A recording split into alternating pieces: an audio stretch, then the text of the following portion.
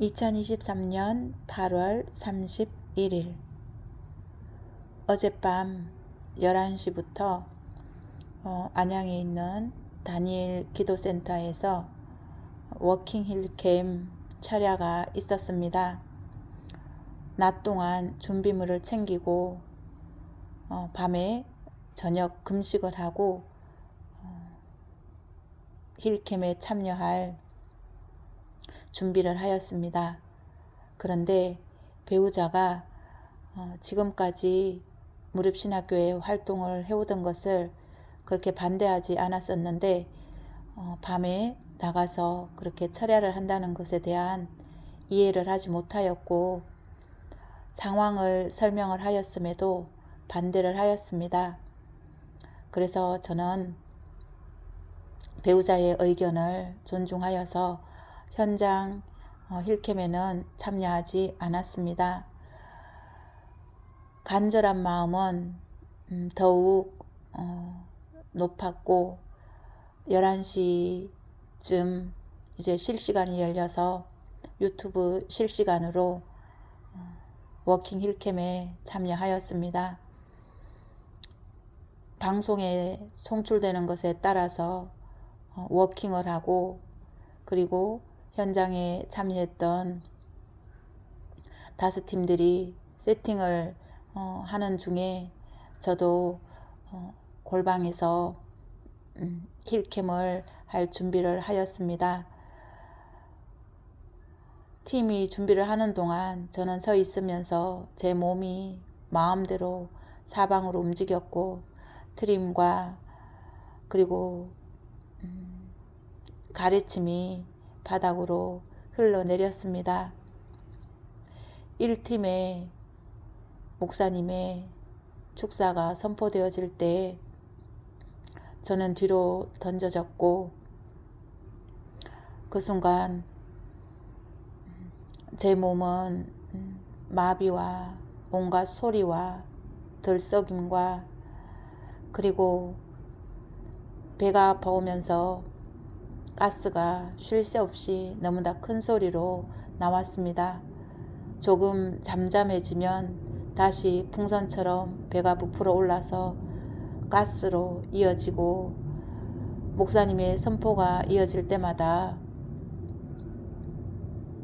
가래침이 나오고 그리고 기침과 토할 것 같은 느낌이 있어서 일어나서 미리 준비해 놓았던 휴지통에 가래를 뱉어냈습니다. 오랜 시간 그렇게 힐캠이 계속되었고 지금까지 훈련 중 가장 강력한 치유하심이 있었던 그러한 시간이었습니다. 깊은 잠을 자고 그렇게 일어났을 때 힐캠 중에 어린아이의 목소리로 아프다고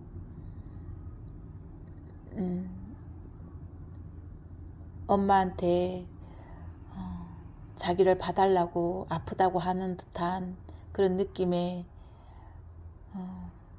신음소리가 있었습니다. 저는 어릴 때부터 어떠한 상처가 있었음에도 그러한 상처들을 오픈하지 못하고 그것들을 마음속으로만 간직했던 아픔이 있습니다. 상처가 아픈 것이 아니라 그 아픈 것을 아프다고 나의 상황이 이랬다고 말하지 못했던 그 아픔이 있음을 그 아픔이 더 컸음을 발견했습니다. 그것은 일회로 끝나는 것이 아니라 성장 과정에서 그리고 지금까지 살아오면서 내가 당하는 그러한 아픔들을 마음속에 숨겨놓고 쌓아놓고 있을 때 남들에게 타인에게 비춰지는 나의 모습은 잘 참아낸다, 인내한다. 그러한 반응이었지만 제 내면의 아픔은 죄악으로 더욱더 쌓여갔습니다.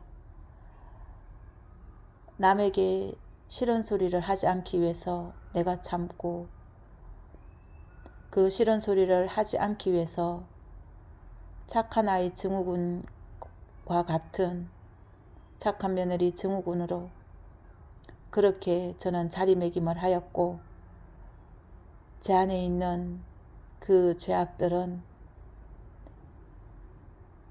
눈덩이가 불어나듯 그렇게 커져만 갔었고, 그렇게 살아온 50여 년의 세월은 어젯밤 힐캠 사역 가운데 드러났습니다.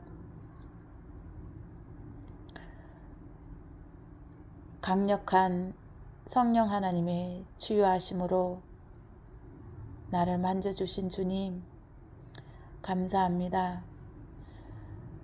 오늘 아침 배우자의 아침을 차려주면서 예전 같았으면 저는 어젯밤처럼 제가 어떠한 일을 하려고 할 때에 배우자가 반대하거나 갈등 상황이 벌어지면 저는 화를 내고 분노하면서 온갖 언어로 남편을 설득시키든지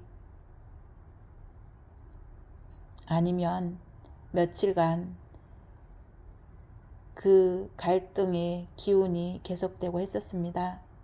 그런데 어젯밤에 배우자의 반대 상황 가운데 저의 마음은 평온했었고, 그리고 남편을 위한, 남편을 불쌍히 여겨달라는 그러한 마음의 기도가 있었고, 오늘 아침 남편을 대할 때에 예전 같지 않은 그 분노함이 며칠씩 연결되지 않는 평안함이 저에게 주어졌습니다.